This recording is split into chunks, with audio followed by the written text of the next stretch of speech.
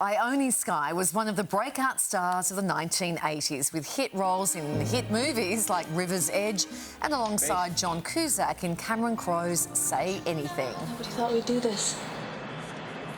Nobody really thinks it will work, do they? No. You just described every great success story. Over the next 3+ decades, the actor has appeared in everything from Wayne's World alongside Rob Lowe to Fever Pitch with Drew Barrymore. And now, after 30 years in the biz, Ione is ready to say everything in her new memoir. And true to the title, nothing is left unsaid. Let's go. Hi, Ione. Lovely to see you. Nice to see you. Welcome to the show. Thank you became you. famous as a teenager. That was back in the 80s. The book takes us through all the excess in those younger years. A wild ride for you back then. Very wild ride. It was so fun. I mean, for me, I was a teenager. I got to get out of high school and go right to a movie set. And it was just like, it was the most fun to be working at that age, I have to say. Even though looking back, I realized it was a lot of pressure as well, but it was kind of a dream come true. Yeah, well, like in the title, 35 years since Say Anything became a fan fave. Where does that time go? Did you think it would be a hit when you were filming, or you didn't care? You were just so excited to be in this, movie. I mean, I loved film, so I knew a little bit about the business, and not the business, but like James Brooks was a producer and he had done Taxi and all these shows. So I was like excited knowing that he was producing it. Yeah. So I sort of knew that it was a big film in a way, but I did not know that the scenes, like the boombox scene, would become a big thing. Or being tied to Peter Gabriel's song would become this amazing thing to have in my life that people bring up. It's such a nice surprise. Yeah, OK. Now, in your book, you're talking about a number of high-profile relationships, from Anthony from Red Hot Chili Peppers to a fling with John Cusack and a marriage to Beastie Boys' Ad Rock.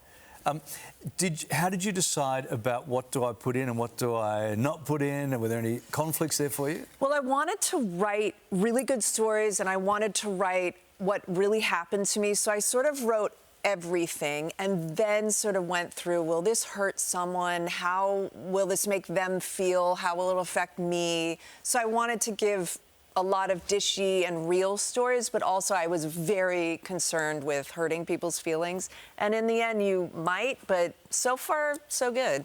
What's been the story that's resonated with readers so far? Because the book was released, 3 weeks ago in the States? And then recently in the UK as well. Now, today in Australia. What's been the story that seems to have resonated with readers? Well, I think some people liked hearing me trying to have Keanu Reeves make out with me. You know, they love hearing about Keanu Reeves, and he graciously and politely declined. But that's sort of a fun story. And anything to do with Keanu. Anything to do with Keanu. Anything to do with Keanu. But on a bigger sense, I think people just love hearing about the 80s and 90s and the movie world and what it was like, and also having a sort of father who wasn't sort of your typical father people resonate with. OK, bringing us right up to today. You've been married to Aussie singing superstar Ben Lee for 16 years now. He's here with you today. He's hiding in the shadows. It's hard to hide with the ensemble he's got on. It's hard to hide. There was a bit of a pep talk before first date, right? Oh, yeah. So because we knew each other, but I'm 8 years older. I had already had a little daughter.